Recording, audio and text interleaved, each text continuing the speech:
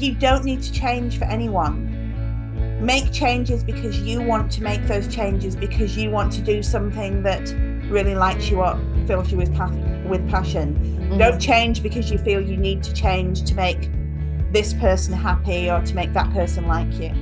Welcome to episode number 16 of the 100 Successful Women, a Conversation to Inspire series. It is the first week of 2023, April. And for me here in Sydney, Australia, it's beginning to feel like autumn with all the rains and wet weather. However, I'm enjoying every moment in life, having all these beautiful women inspiring me every single week.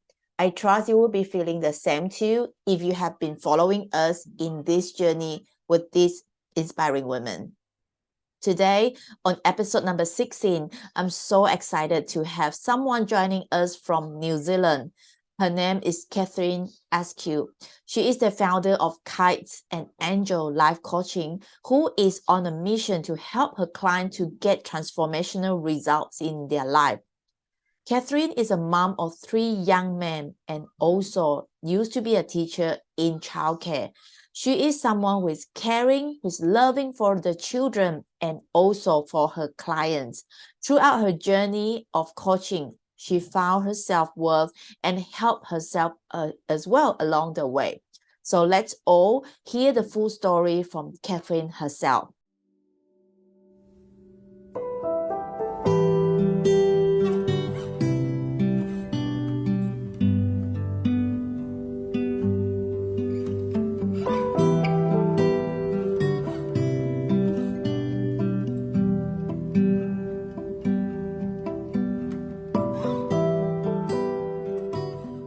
Kathryn is in New Zealand. So what is the weather like in New Zealand today?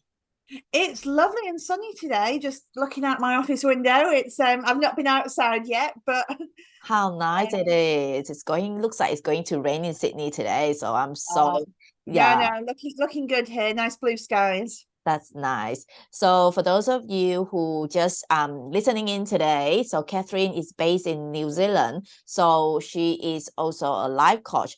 Now let us hear from Kathryn. Can you introduce a little bit about yourself, Kathryn? So as you say, I'm here in New Zealand. As you can probably tell from my accent, I'm originally from the UK. So I've been here just over 17 years now. I moved here when my 3 boys were all under the age of 4. So that was pretty crazy.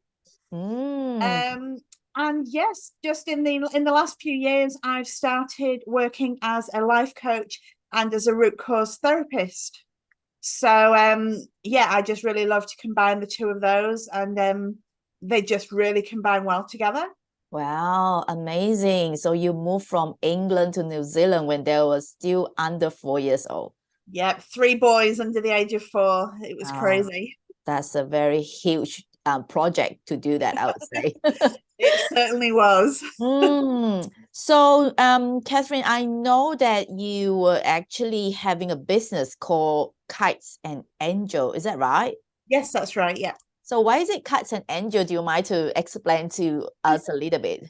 Yeah, sure. So my initials are KA, Kathryn Askew. So I really wanted to try and do something with my initials, and what I try and do with my clients is I try to get them so that they're just really going to soar and kind of really soar forwards in their life. So I tried to come up with words with the K and the A for things that kind of fly. So I came up with kites and angels.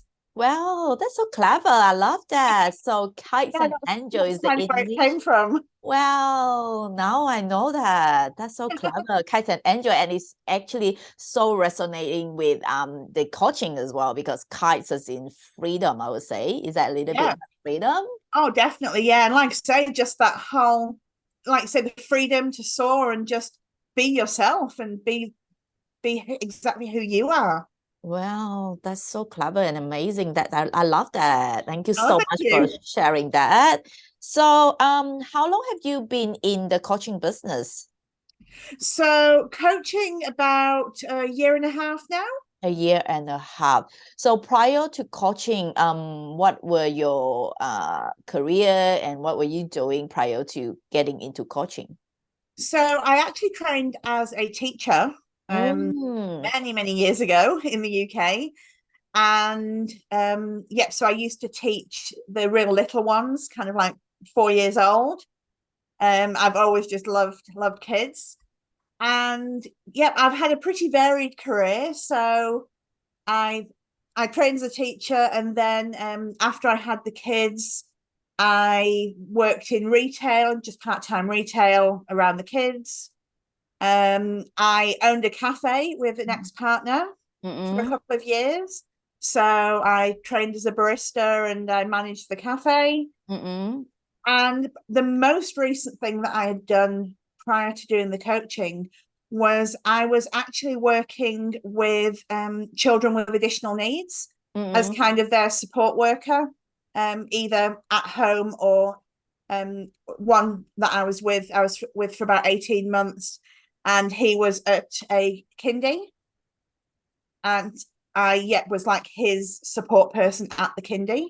So he had cerebral palsy, and I just loved it. I really, really loved it. But then I ended up working.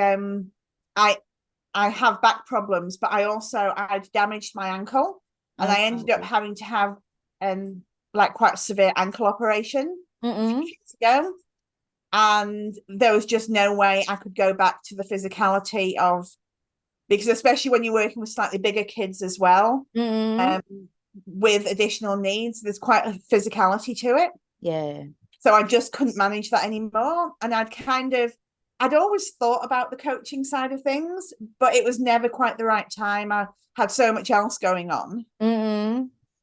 But then while I was recuperating from that, I decided to take my coaching diploma. So wow, you got quite a lot of experience. And then I got the idea, probably you got the teaching background, and that was why you're so good with kids. That's bringing the 3 boys under 4 flying overs. That's doable for you, because I'm so always want to salute what the teachers is doing, because that's definitely one of the I think is one of the job that is not easy to do, I would say.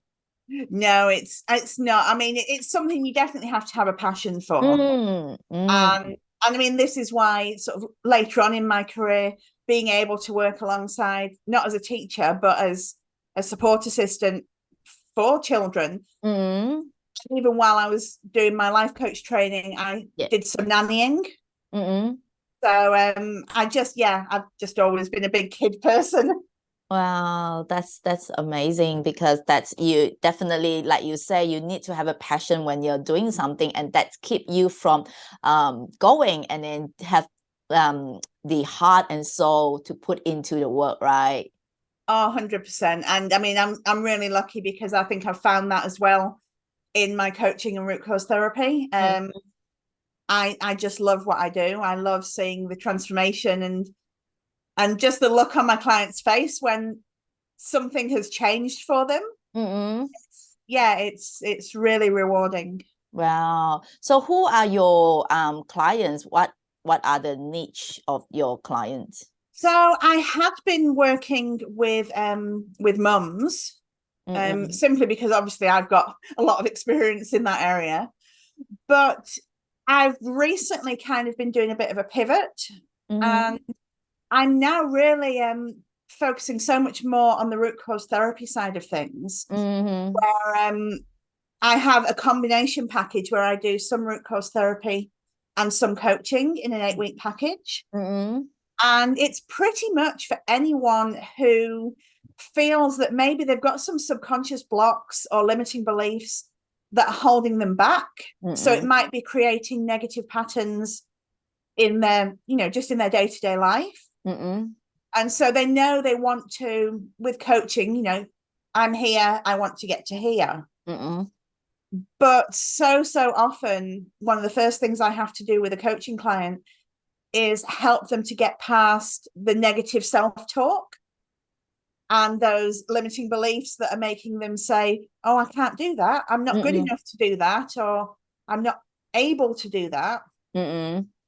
And by doing the root cause therapy as well, we can kind of knock several of those on the head before with the coaching.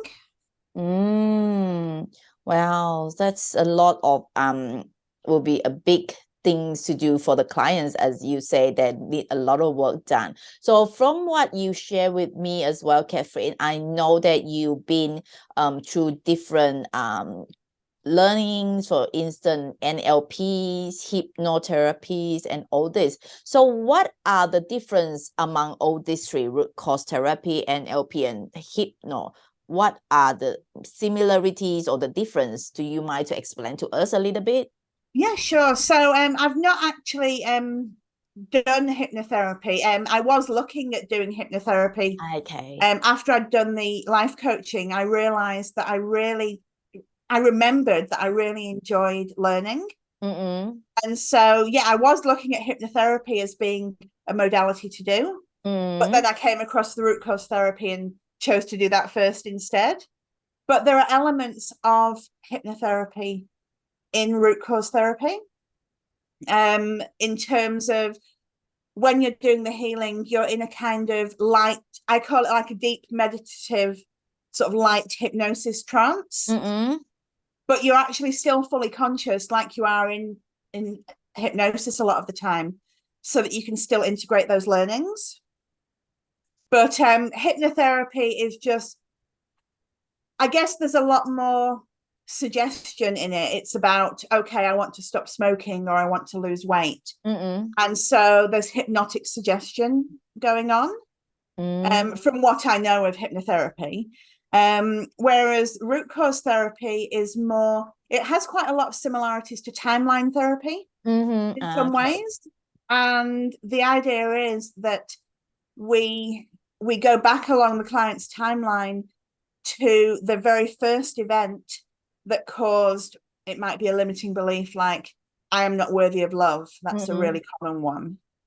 And so it's, again, in that kind of trance state, asking your subconscious, how old were you when it happened? And then going back along the timeline into there.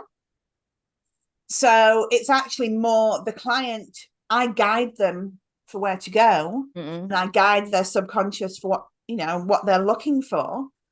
But it's the client who's actually telling me, well, this is how old I was. This is what was happening in the event. This is how I felt. How it made me feel.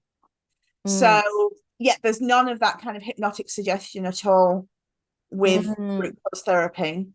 And NLP is more, it's more a communication way, really. So for example, you might if you're doing NLP with someone, you might get them to anchor a thought. So say they had a phobia of public speaking.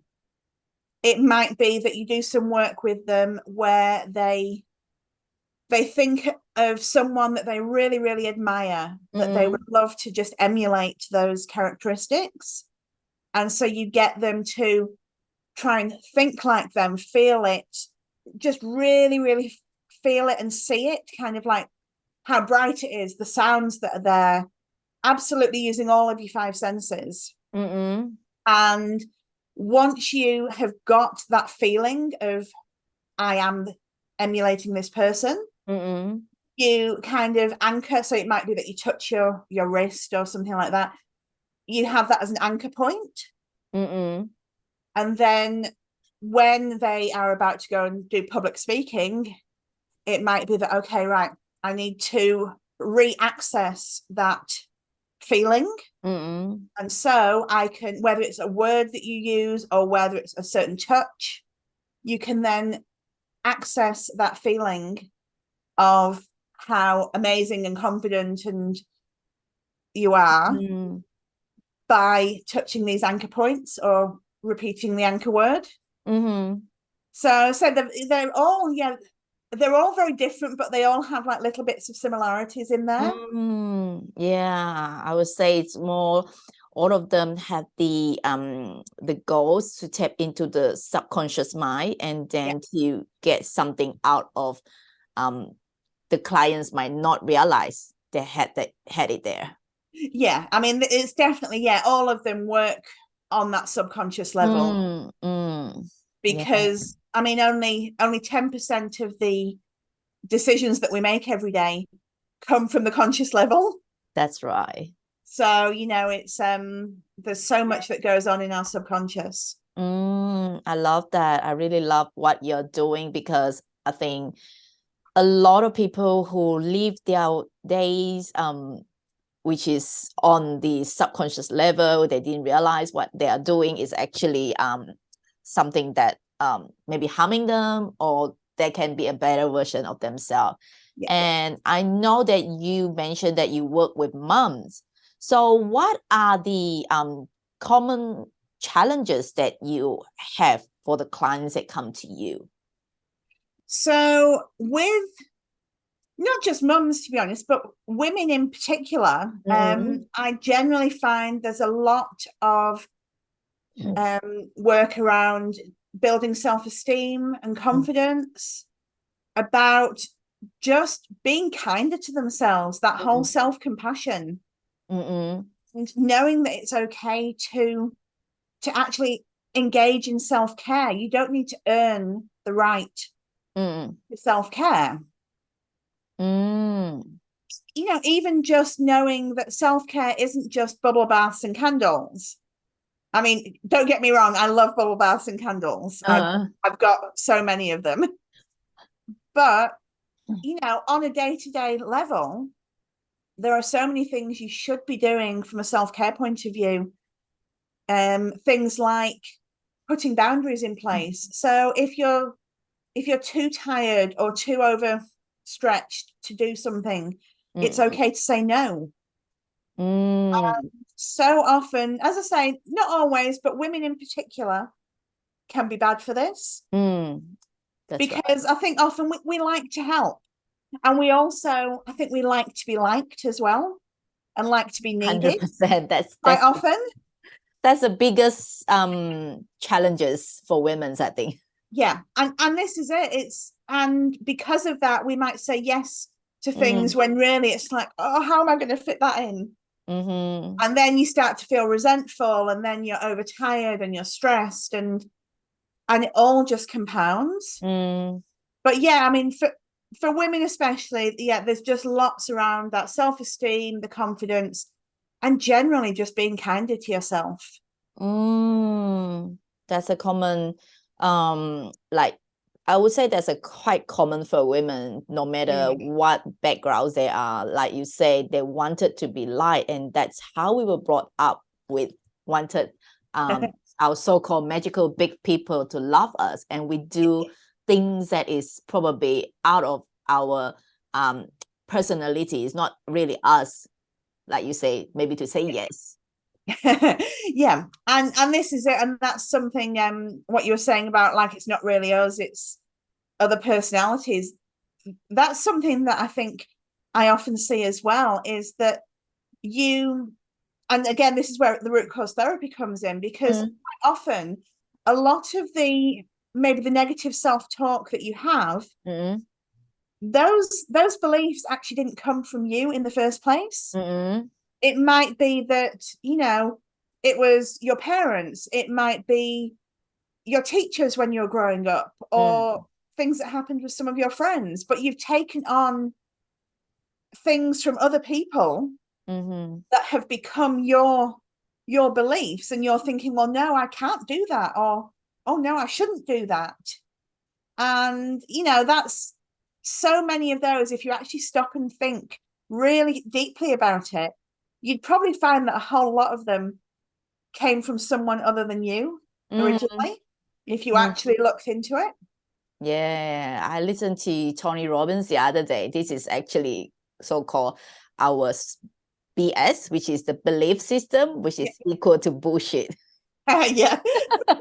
This is it. Yeah, BS to me is bullshit. Yeah.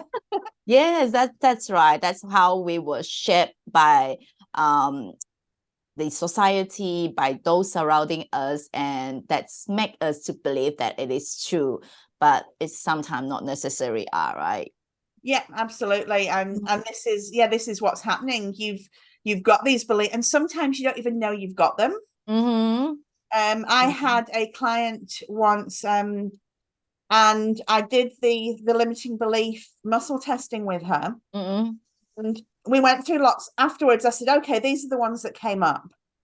And most of them, she was like, yep, knew that would come up. And most of them she knew, but then there was one of them which was, I am alone, or I fear being alone. And she's like, no, that doesn't really resonate, because I don't fear being alone. I'm happy. I don't feel I'm alone. And I explained to her one of the ways in which it can show up in your day-to-day life.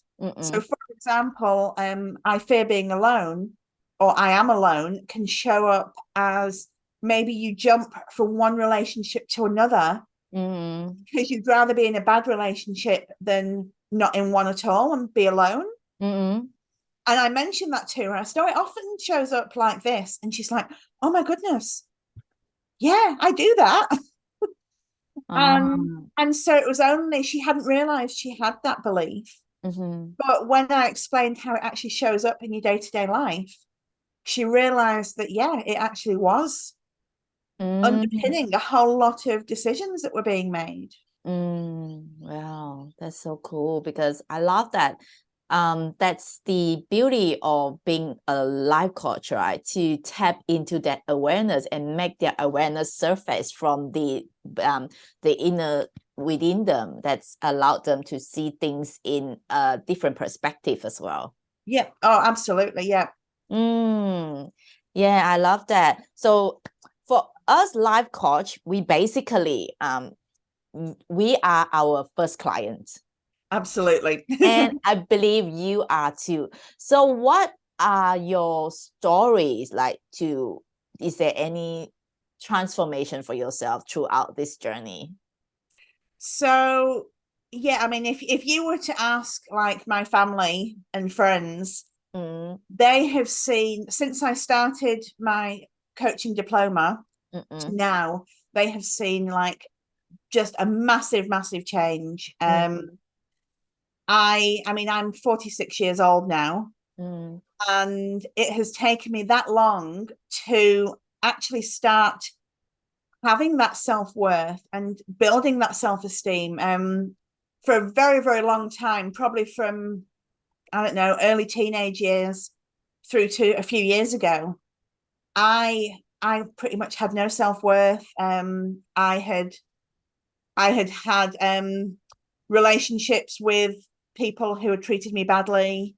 I had been bullied as a teenager and as an adult. I'd come out of a toxic work situation, and all of these things had just left me feeling like, I felt like I was almost worthless. But now I mean, it's still a journey. There's still a lot more that I can develop of myself. But just the fact that, like, I'm speaking to you here now, from the age of about 11 or 12, I had a massive crippling phobia of speaking in front of people. Like I used to, I took drama at university as a second subject, thinking people said, oh, it helps you to build your confidence. In fact, I just ended up an absolute wreck outside the drama studio door every day because I was having panic attacks and anxiety attacks. And I got married 2 years ago, and it was only because of COVID and everything. It was a very small wedding. It was about 30 of our close family and friends. And I flat out said, I'm not giving a speech. There's no way I'm speaking in front of people because I would be so stressed. Whereas now, I mean, I'm doing things like podcast interviews. I've run live challenges and things like that. So all of that has just been, I've just moved so far from where I started. And it has. It was exactly that. I was my own first client. And I actually started to realize that, I do have something worthy to say. And it's been amazing. Like I say, my family, both my husband's family here in New Zealand and my family in the UK, they are just amazed at the difference in me. If you take me from like 2 years ago to now. Wow, that's a big transformation for you. Massive, yeah. So you were saying that even like 2 years ago you wasn't like very interested to give a speech during your wedding. So what is the turning point? Is there a reason why you decided to change, or in terms of the speaking or just generally? Generally. Yeah, I think like I said, I'd kind of thought about coaching for a while, and then I was about a year out from sort of quite a distressing situation that I'd been in, and it was still impacting me emotionally. And so I realized, well, okay, I've got the time now to actually put into doing this coaching, which was something I'd wanted to do. And I thought, well, do you know what? Even if I go back to nannying or whatever, even if I don't make this into a business, taking the coaching course itself, I hoped would be transformational for me. It would teach me ways to move past all the things that had kind of built up in my own head that was still really just holding me back. And so, yeah, that was it, really. I got to the point where I had the time to do it, and I thought, I don't want to feel like this anymore. I don't want to allow something that happened a year ago to still be impacting me so hugely on an emotional level. When in fact, now I look back on it, it was other people who made me feel that way. So yeah, it was really both a drive to have my own business and do the coaching work, but also to help myself as well. So it was kind of a dual thing, really. That's a lot that you got out. It's a lot that you got out of it, and then massive amount I got out of it. Yeah. I'm so inspired by what you just shared. So if for you, because I know that there are people around us, especially women, maybe their mom or they are like, whether they are just single as well, a lot of them who thought that they are in the midlife crisis, and that's the term that they are using. Yeah, but do you have some idea about that, what you can share out that so-called midlife crisis for these women? I mean, I guess I've always thought that midlife crisis is where you suddenly realize, hang on, I'm X amount of years old, and what have I done with my life? And actually, I don't really like this job. I kind of fell into this job, but it's not really what I want to do. I don't feel passionate about it. And so I think a lot of it is about suddenly realizing that you want to do more with your life, something more that kind of really lights you on fire, and that just really means something to you. And so really, I guess my advice would be, yeah, when you're looking at that, just think back to even when you were a teenager, what sort of things did you really enjoy doing? Or, in your early 20s, think about things that you've always really enjoyed, or something that maybe you always thought, I really want to do that, but never did because, I don't know, you felt like you were too old or too fat, or your mum wouldn't approve, or whatever the reason, whatever the belief was that was holding you back. Take that time to just sit with it and think, is this something, could I do something with this going forwards?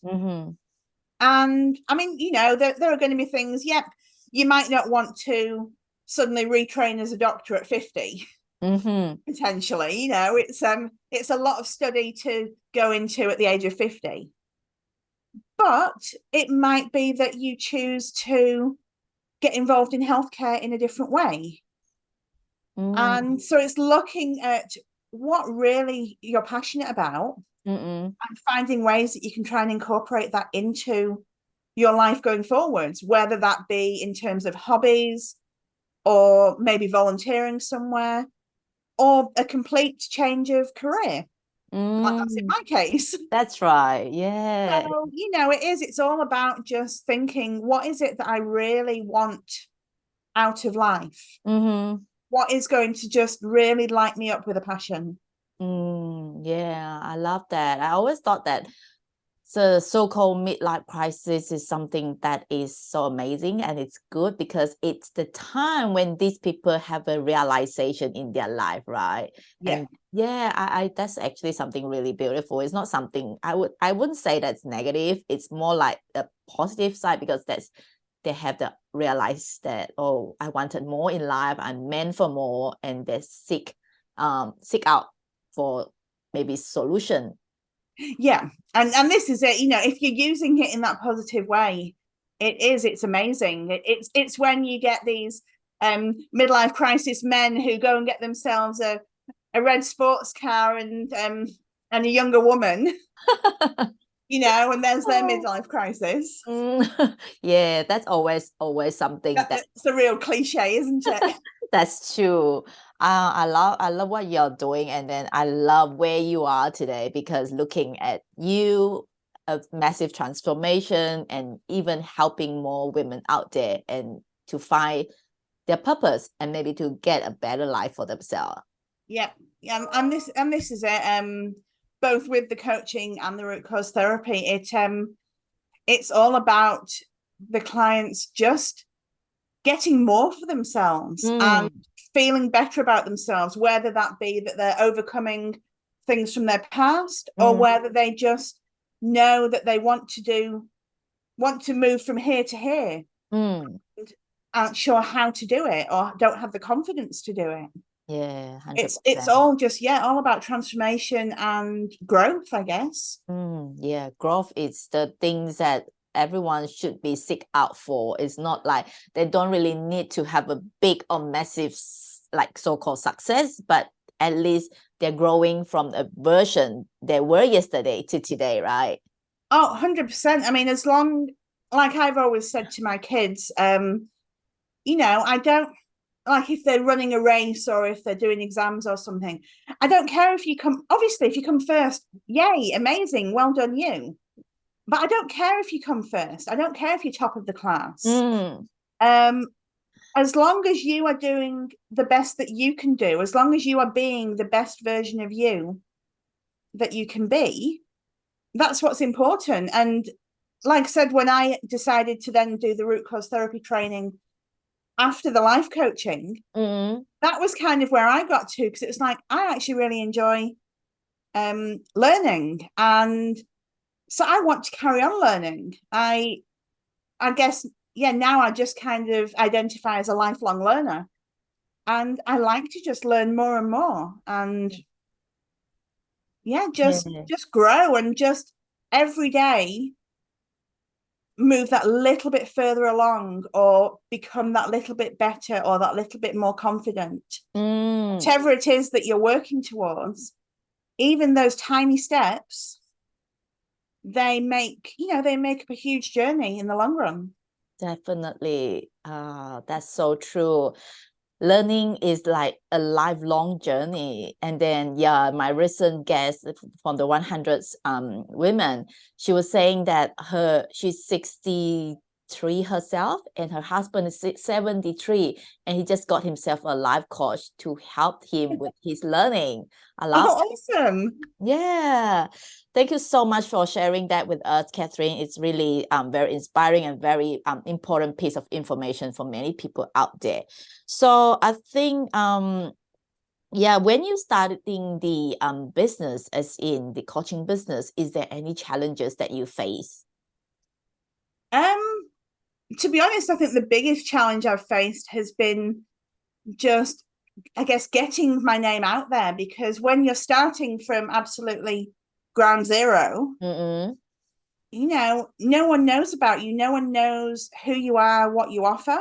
And, you know, I'm not a trained marketer, and it's not something that I'm particularly comfortable or confident doing. And I would much rather be doing my coaching and my root cause therapy with clients than doing all the social media marketing side of things. So that's something I found a real challenge, just the amount of time that has to be put into just trying to get people to know that you exist. So how did you overcome this challenge?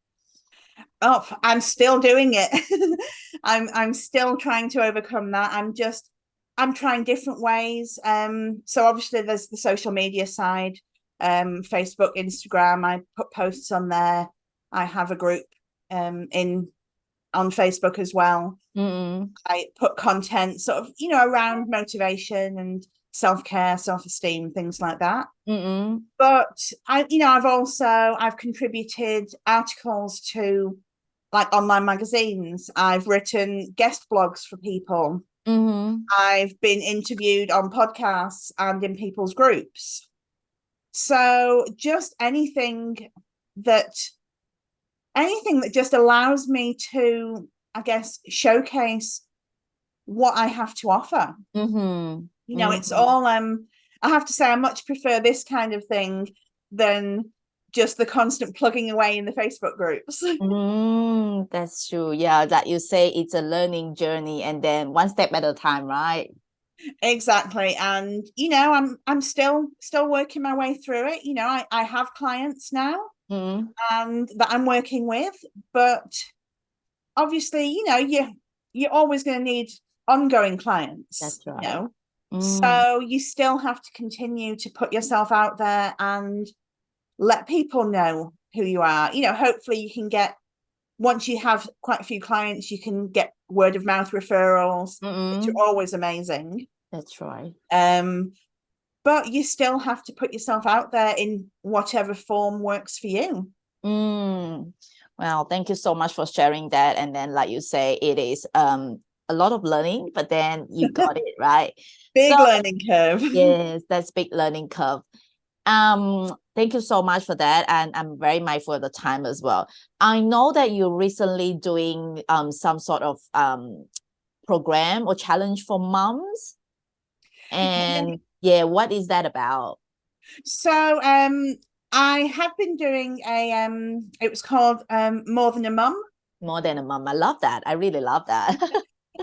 So I've been kind of talking about things like mum guilt, self-esteem, people pleaser syndrome, sort of a lot of the things that you and I have talked about today that affect women a lot in general. And so I was doing like a challenge based around that. As I say, I've recently kind of done a bit of a pivot, so I'm now focusing more on just, I guess, the mindset as a whole. So it's not specific to mums so much anymore. Okay. Because I realized that what I was teaching to mums was relevant to everybody, 95% of other women as well. That's right. So rather than just saying, oh, this is only applicable to you if you're a mum, I've now kind of worked from that, and it's more for people who just, I say that I help future focused individuals.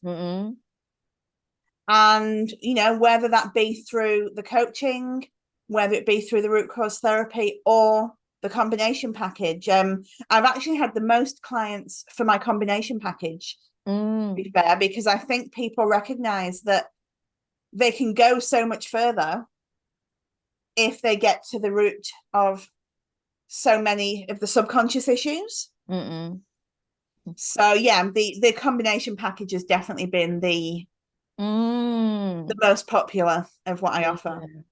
It sounds like to me you are probably one of the gardener that is like pluck all the weed and get to the root and pluck all the weed from the garden and then make them into a beautiful flowers. analogy. Yes, I might have to use that. I think I like that. Yeah, that's exactly it. It's about, I guess, helping the clients to wade through the weeds and the mud to find that beautiful flower that is within. That, I'm not creating that. It's already there inside them. But sometimes it can get buried.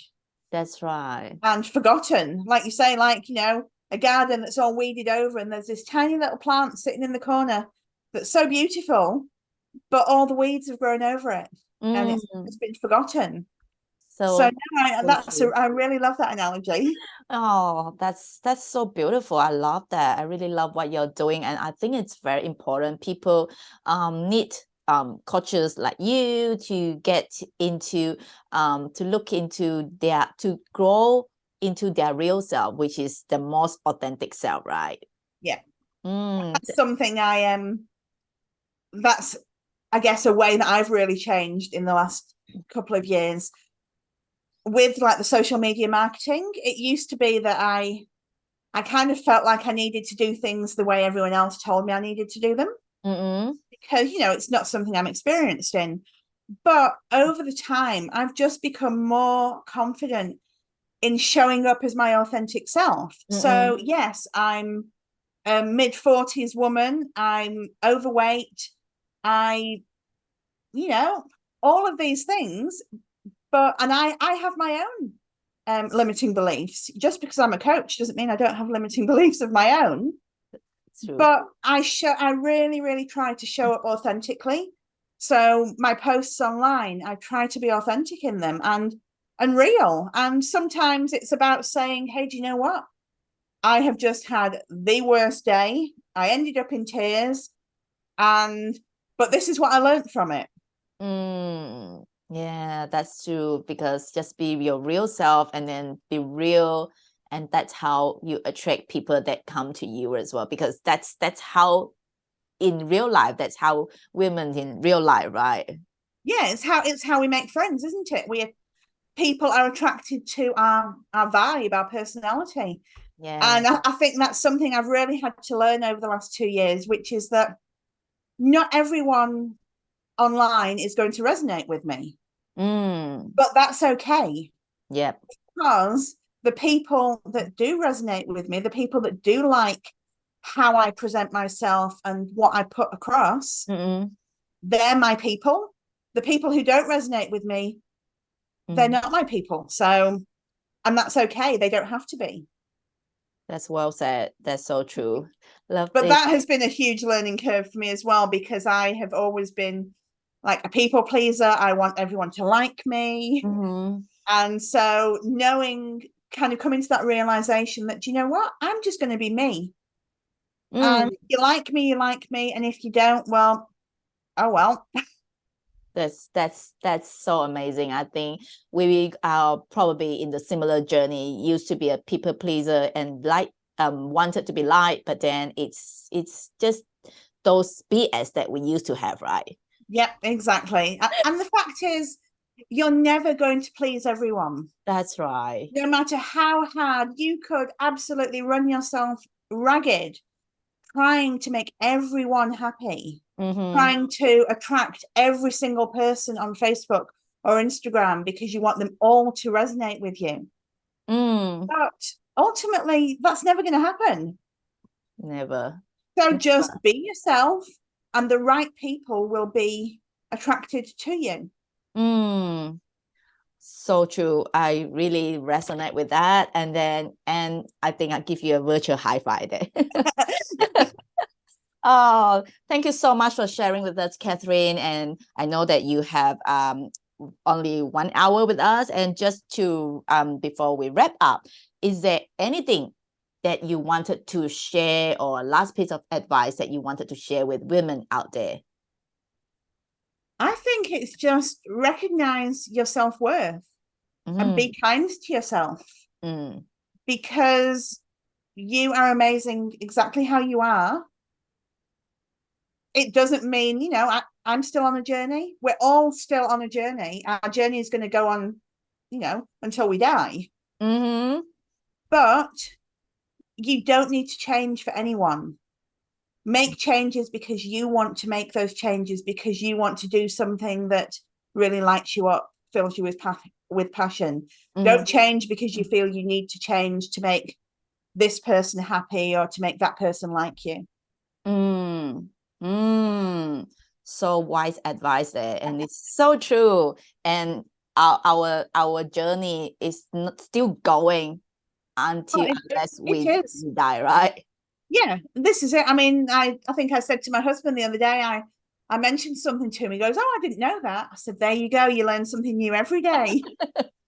Yes, you have to be curious every day to learn, right? Yeah, and especially, you know, if you enjoy learning as well, then it's pleasurable to do. It's, you know, you enjoy putting yourself out there and finding out new things. Like I would probably at some point do hypnotherapy.